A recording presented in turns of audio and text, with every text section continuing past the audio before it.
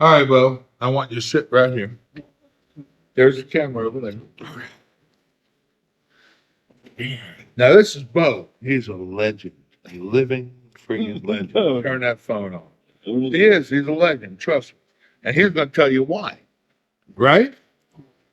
So you're my last interview in this whole living legend weekend. Living legend. Or week, right. So, give me your name and how old are you? So my name's Robert Spieler. They call me Beau. I'm 62 years old. You're 62. And how did you get into the fishing business, man? Why are you up here with these living legends? So when I was about 13 years old, my mom started going out with a charter boat captain by the name of Jack Wiggins. And he took me under his wing and I started fishing. And from the first day I went out, I figured that was what I was going to do. And is that all you've done? Yep. Many, many years. If you're 62 and you started at 13, that's a lot of years of fishing. Where you been? I've been basically from Galveston down to Puerto Rico, up to New Bedford, Maine, North Carolina, all the way up to the Grand Banks. Wow. So, did you ever long line or anything like that? Oh, yeah. Oh, you commercial fish. Yeah. Okay, tell me about that a little bit. Well, I got into it when we had the first fuel crunch. And That's 72 or something? well, maybe the second one. Yeah, okay. But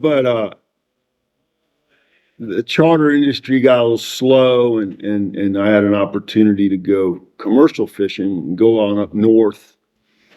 I wanted to go kind of explore. So I ended up going up to Montauk. All these guys were talking about Montauk. They used to come down and fish down here in the winter. So me and a buddy went up there and then that's how I became, fishing up that way. That's cool. Did you commercial fish, swordfish, or long line swordfish? Yeah.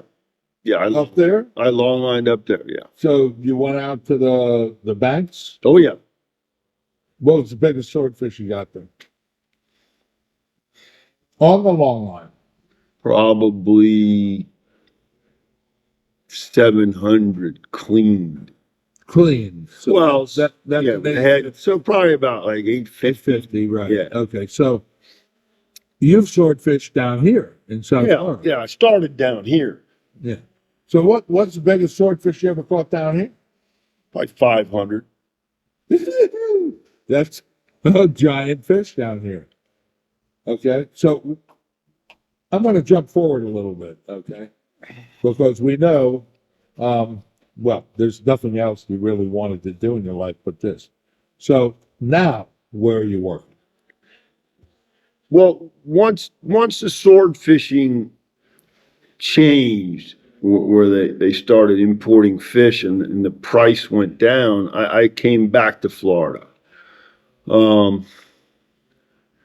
Basically, I got back into charter boats. My mom was here. I figured I'd spend some time with her before she went on.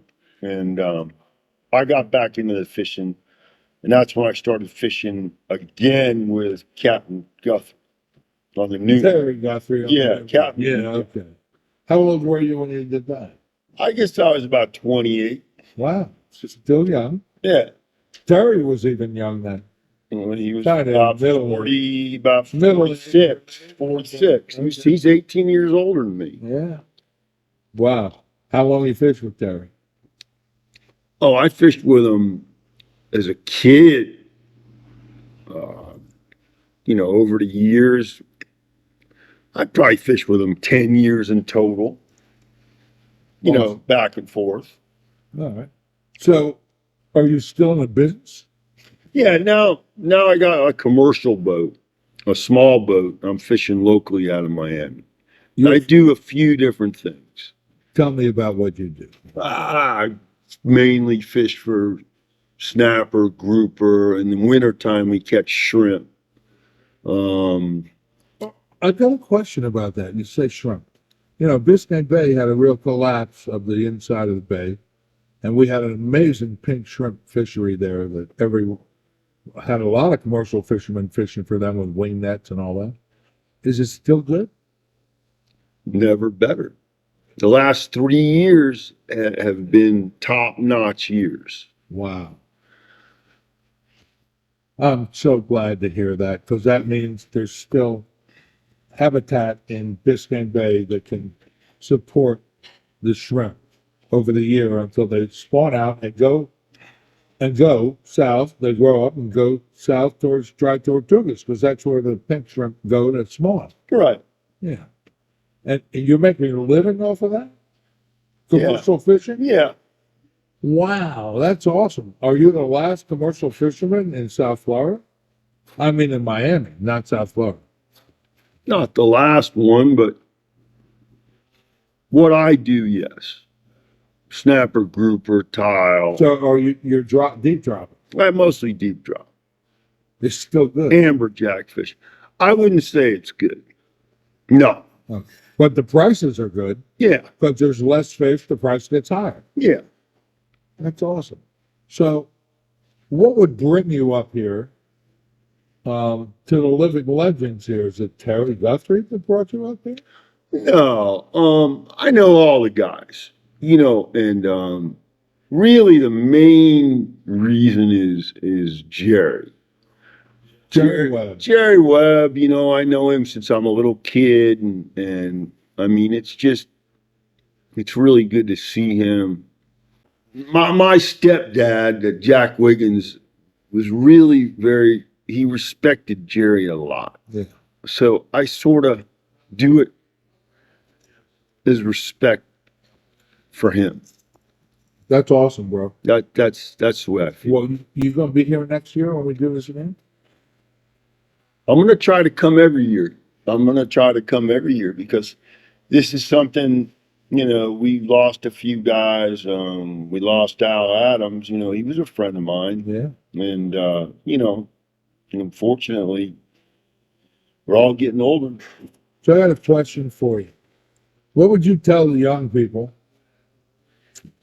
who think, oh, it's great, we have all this technology, we can go out and catch deep drop and catch fish, our Falano side scanners and all this stuff, GPSs and this and that. You've grown up through the fishery for years, you've watched it be good, and then get less and less and less. So what makes commercial fishing so hard now? It's difficult because of the regulations. And there's going to be regulations no matter what, but not all regulations are right. I mean, now we're suffering because of the lack of regulations because of the sharks. So we're getting hit on both sides. We're getting hit from the federal regulations of fishing, which we can make a living. But then you put the equation in with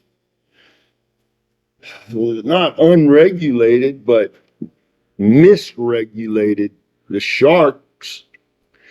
And now you're getting hit on both sides, and it's pretty much impossible.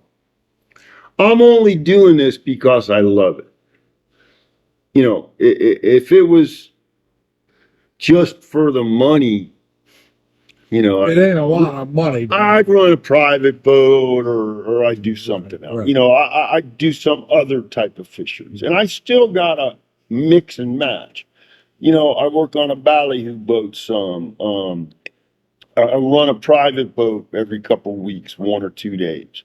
So I'm filling in the blanks, doing other things, and that's all I can do. But that's just the way it is. Are you sorry you chose this profession? No, not at all. No? No, I never thought I'd get rich, and I'm okay with it. You know, I still love it. I still love going out. I still respect it, and I really appreciate it because there's only so many guys that can do it and have done it. There's only so many people that have seen what I've seen over the years offshore. And you know, because you're a fisherman, so you've seen similar things, and it's you know, it's just it's hard, but so what? You know, so what? Bro, I can't tell you how honored I am to have you sit in front of this camera and tell me what you have just told me. And I hope any young person who's looking at this in the future will understand that this is a very special person and the way you chose to live your life. Thanks, Beau. I really appreciate it.